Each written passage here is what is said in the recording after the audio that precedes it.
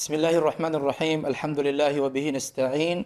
Wassalatu wassalamu ala Rasulillah wa ba'd. Mga minamahal kong kapatiran sa pananampalatayang Islam, ako ho ay bumabati sa inyo ng Assalamu alaikum wa rahmatullahi wa barakatuh.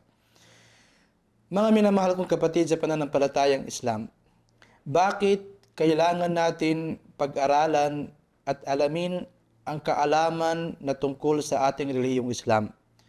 Una, sinabi ng Allah subhanahu wa ta'ala, "Innama yakhshallaha min ibadihi al-ulama."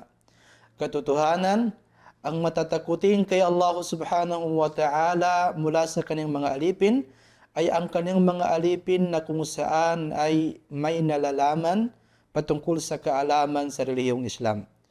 Pangalawa, sinabi ng Allah subhanahu wa ta'ala, "Yarfa'illahu alladhina amanu minkum walladhina utul ilma darajat." Sinabi ng Allah subhanahu wa ta'ala, itataas ng Allah subhanahu wa ta'ala ang antas ng mga taong naniniwala sa Allah mula sa inyo at ang mga taong mayroong kaalaman at binigyan ng kaalaman patungkol sa kaalaman sa relihiyong Islam. Pangatlo, sinabi ng Allah subhanahu wa ta'ala, "Qul hal yastawi alladhina ya'lamuna walladhina la ya'lamun."